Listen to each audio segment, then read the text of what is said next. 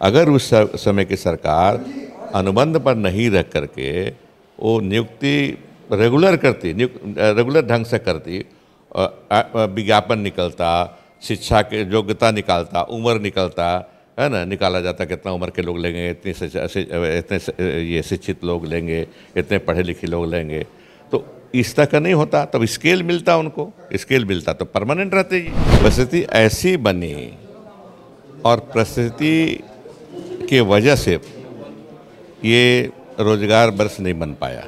अच्छे इरादे से सरकार ने नियम बनाया नियुक्ति के लिए कि झारखंड के लोगों को मांग थी लोगों की कि झारखंड के लोगों को ही नियुक्त किया जाए। विकास से कामों में लगाया गया। जो सरकारी कर्मचारियों को वेतन और ये पेंशन देने में खर्च हुआ उसको माइनस कर दीजिए तो बाकी खर्च तो विकास में खर्चा हुआ है। कि देखिए, नियुक्ति का अगर संविधान के अनुसार चलिएगा तो नियुक्ति रेगुलर होनी चाहिए ताकि जिसमें सभी लोग उस एज ग्रुप में, उस शिक्षा के स्तर के सभी लोग उसमें शामिल हो सकें। इस तरह के अनुबंध वाले नौकरी में तो सभी लोग शामिल नहीं होते, ओपन मार्केट में होता नहीं है। ये तो कुछ लोग आते हैं ना। नियोजन नीति होता है कि अगर रेगुलर उनका अपॉइंटमेंट होता तो उनको सैलरी कम नहीं मिलती। आज 31 मार्च है, फाइनेंशियल ईयर का समाप्ति। इस पर हमारे साथ वित्त मंत्री हैं राज के रामेश्वर उरांव जी, जो वो 3 पन्ने का अपना एक जो उपलब्धि है विभाग का वो अपना बता रहे हैं कि हम टैक्स अच्छा कलेक्ट किए। अब इसके पीछे का मतलब समझिए, टैक्स अच्छा कलेक्शन हुआ मतलब काम हुआ, रोजगार हुआ, इसलिए टैक्स अधिक मिला। मेरा सवाल कुछ इतर है सर, फाइनेंशियल ईयर ख़त्म, मुख्यमंत्री जब कहे थे कि हम नियुक्ति वर्ष घोषित करेंगे, बच्चा लोग वो भी फाइनेंस का अगर 31 मार्च भी ख़त्म, तो इसको किस रूप में देखा जाए? नहीं, परिस्थिति बनी, इसमें मुख्यमंत्री जी का, इस सरकार का कोई दोष तो नहीं है। परिस्थिति ऐसी बनी और परिस्थिति की वजह से ये रोजगार वर्ष नहीं बन पाया है ना, नहीं बन पाया, इसमें दो मत तो नहीं है, हर कोई कहेगा नहीं बन पाया है। लेकिन अच्छे इरादे से सरकार ने नियम बनाया नियुक्ति के लिए कि झारखंड के लोगों को मांग थी लोगों की कि झारखंड के लोगों को ही नियुक्त किया जाए, जो भी सर्विसेज यहाँ हो, खास करके 3-4 में। बाकी तो सेकंड और फर्स्ट में तो बाहर के लोग भी कम्पीट करके आते हैं। इसमें 3-4 क्लास में स्थानीय लोगों की ही नियुक्ति हो, और इस तरह से मैं समझता हूँ कि जो रूल्स बने बहुत अच्छे बने थे, लेकिन कोर्ट में नहीं टिक पाया। इस वजह से बात आगे बढ़ नहीं पाई, नियोजन की बात आगे नहीं बढ़ पाई, ये कह सकते हैं आप जो ये बता रहे हैं कि वाणिज्य कर विभाग मेरा इतना आया, हम लोग रेवेन्यू अच्छा जनरेट करते हैं। आज 31 तारीख है, आपके पास हो सकता है कि कल तक या परसों तक आंकड़े आ जाएंगे सारे विभाग के। ओवरऑल अगर परफॉर्मेंस देखें तो सरकार सिर्फ अच्छा कमाई करने में आतुर थी या खर्च करने में भी उतना ही इच्छुक रहे? करने में, मैंने कहा ना कि 12 बजे रात तक, अभी तो 84,500 करोड़, मतलब 84.5% बजट का पैसा खर्चा हो गया। 12 बजे तक हम लोग का ट्रेजरी खुला रहता है। आज के दिन में हो सकता है 85, 85,500, 86,000 करोड़ खर्च होंगे। इसका मतलब हुआ कि 1 लाख में अगर जोड़िएगा तो 86% खर्चा होने जा रहा है। खर्चा हुआ तो विकास के कामों में लगाया गया। जो सरकारी कर्मचारियों को वेतन और ये पेंशन देने में खर्च हुआ उसको माइनस कर दीजिए तो बाकी खर्च तो विकास में खर्चा हुआ है, तो उससे तो फायदा होगा ही इकोनॉमी को, लोगों को। कई ऐसे कर्मचारी हैं जिनकी संख्या भी बहुत अधिक है जो टेम्पररी वेजेस में काम करते हैं सरकार में, कई विभागों में।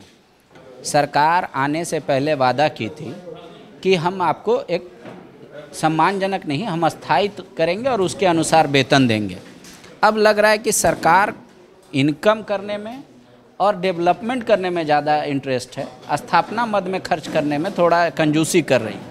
कंजूसी नहीं कर रही है वो। अगर आपके पास ज़्यादा पैसे होंगे तो स्थापना में, घर में भी, परिवार में भी कम खर्चा होता है दूसरे मद में बढ़ोतरी ज़्यादा हो जाती है। आप घर का उदाहरण लीजिए, मान लीजिए कि आप हैं, आपके परिवार में 4 व्यक्ति हैं, पति पत्नी और 2 बच्चे हैं। आप मान लीजिए डोमेस्टिक हेल्प में घर में मदद करने के लिए एक रखे हैं आदमी को। अगर पैसे आपको दोगुना तिगुना हो जाएगा तो 5 आदमी नहीं रखिएगा, अधिक से अधिक 1 रखिएगा। स्थापना जगह जो खर्चा होगा कम होगा, दूसरे चीज़ में खर्चा कीजिएगा, कपड़ा खरीदने में खर्चा कीजिएगा, बच्चों को बढ़िया स्कूल में पढ़ाइएगा, और बीमार कोई पड़ गया तो बढ़िया हॉस्पिटल में मेडिका में उसमें इलाज कराइएगा। इस पर खर्चा होता है। तो टेम्पोररी कर्मचारी तो कहेंगे ना हमको सैलरी देने में कंजूसी, और बोल रहे हैं रोड नया बनाएंगे, सड़क नया बनाएंगे, नया ब्लॉक बना देंगे, नया गाड़ी खरीद लेंगे, और इसमें खर्चा करें, हमारा सैलरी में खर्चा करें। नहीं, ऐसा है, ये जो बात है शुरू में ही 2020 में ही सरकार ने एक कमेटी बनाई है, विकास आयुक्त के अध्यक्षता में कमेटी बनी हुई है। वो स्टडी कर रही है कि इनको कैसे इनको नियमित किया जा सके, नियमित कैसे किया जाए, कैसे इनको नियमित किया जा सकता है भी कर सकते हैं, किया जाए। कि देखिए, नियुक्ति का अगर संविधान के अनुसार चलिएगा तो नियुक्ति रेगुलर होनी चाहिए, ताकि जिसमें सभी लोग सब उस एज ग्रुप में, उस शिक्षा के स्तर के सभी लोग उसमें शामिल हो सके। ये इस तरह के अनुबंध वाले नौकरी में तो सभी लोग शामिल नहीं होते, ओपन मार्केट में होता नहीं है। ये तो कुछ लोग आते हैं ना, कुछ लोग आते हैं, तो ये आदर्श स्थिति नहीं है। इसीलिए इसको कॉन्ट्रैक्ट में 1 साल, 2 साल, 3 साल यही रखा जाता है।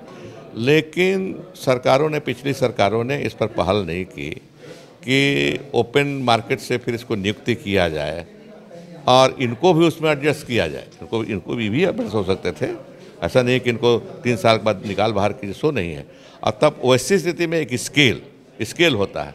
ये तो स्केल पर नहीं हो रहे हैं। ये तो एक तरह से क्या बोले हैं, क्या शब्द का प्रयोग करें, इनको एक कह दिया कि हाँ 20,000 देंगे, इस पर काम करना तो करो, नहीं तो नहीं करो।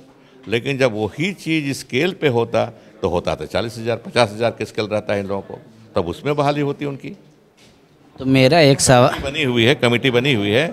अब तो नहीं, 4 मीटिंग उसकी हो चुकी है। ठीक है, लेकिन अब तो फिर आप लोकसभा में चल जाइएगा, फिर विधानसभा का इलेक्शन में चल जाइएगा, फिर आस का आस ही रह जाएगा। मेरा सवाल ये है कि एक तरफ सरकार कह रही है कि हम डेवलपमेंट में खर्च इसलिए कर रहे हैं कि एक तो डेवलपमेंट होगा, राज्य का इंफ्रास्ट्रक्चर ग्रोथ होगा, और वहाँ से मतलब काम निकलेगा, रोजगार निकलेगा। दूसरी तरफ सरकार पुरानी पेंशन नीति भी लागू करती है, और दूसरी तरफ सरकार पुरानी पेंशन नीति लागू करती है।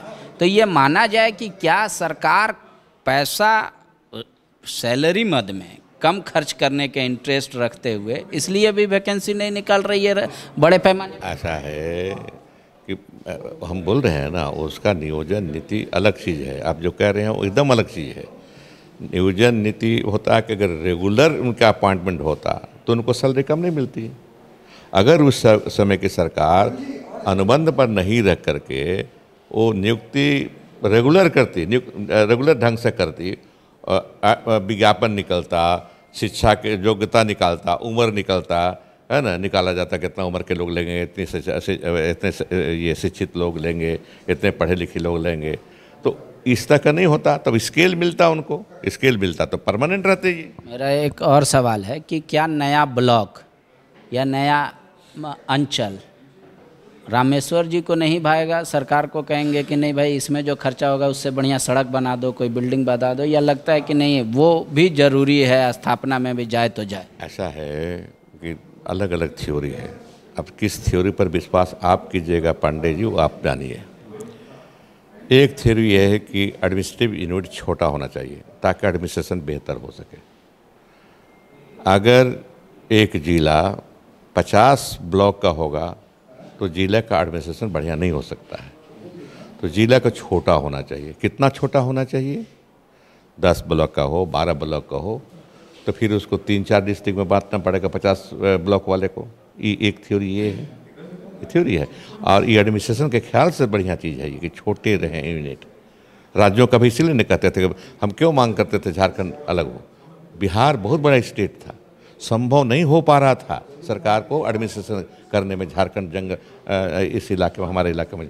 पहाड़ी इलाके में, जंगल के इलाके में, तो अलग राज हुआ। तो आज हम बेहतर ढंग से काम कर रहे हैं। छोटा राज, छोटे साइज का राज बनने से हम बेहतर ढंग से प्रशासन चला रहे हैं। इस बात को समझना होगा। छोटा बुराई नहीं है, लेकिन कितना छोटा, कितना छोटा। 2 पंचायत का ब्लॉक, ये भी देखना है ना। 2 ब्लॉक बने, 2 पंचायत का, 3 पंचायत का, कि कम से कम मिनिमम 7-8 पंचायत का रहे ब्लॉक, तो एक बात बने। एक आदर्श स्थिति क्या होगी जब सरकारी कर्मचारियों की संख्या कम होगी? देखिए, आदर्श जितनी ज़रूरत है उतनी संख्या होनी चाहिए, और इस समय के अनुसार होता है ना। किस समय में जब हाथ से लिखते कंप्यूटर नहीं था तो ज़रूरत बहुत, सहायकों की, दीपकों की ज़रूरत बहुत थी। आज कंप्यूटर हो गया तो कहाँ देखते हैं कोई टंकन का काम, टंकन पर कर रहा हो, लिख रहा हो, तो कम हो जाएगा। एक ही आदमी बहुत सा काम कर लेगा, एक कंप्यूटर से काम चला लेगा।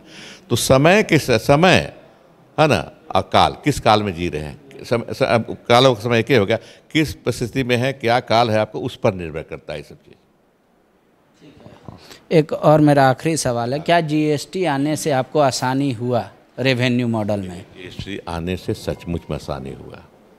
बहुत तरह की शिकायतें होती थी, अलग अलग राज्यों में अलग अलग सेल टैक्स लगाए जाते थे। अब व्यापार जो चला, दिल्ली से चला, ट्रक चली लेकर के माल, तो हर जगह रुकती जा रही है, वसूले जा रहे हैं उससे पैसे, और बदनामी भी होती है, भ्रष्टाचार भी था उसमें। अब कुछ ये सब खत्म हो गया।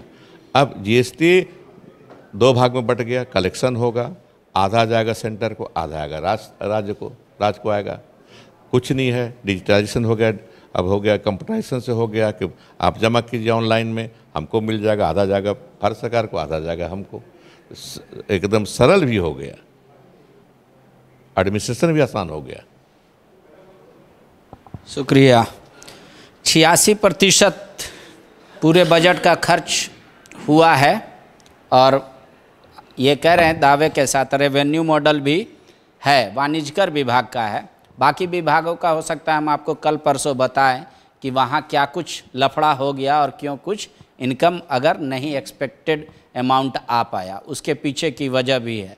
कह रहे हैं हाँ, जीएसटी लागू होने से आसानी तो ज़रूर हुई है, लेकिन जो आप बेरोज़गार लोग बार बार यही कहते हैं कि हमारे ऊपर सरकार कब खर्चा करेगी और कितना करेगी, उसका हिसाब रामेश्वर जी से नहीं पूरी सरकार से लीजिएगा। कह रहे हैं उसका अलग अलग फार्मूला है, जिसको जो भाता है वही दिखेगा। शुक्रिया। TheFollowUp.in. Like, share and subscribe. www.thefollowup.in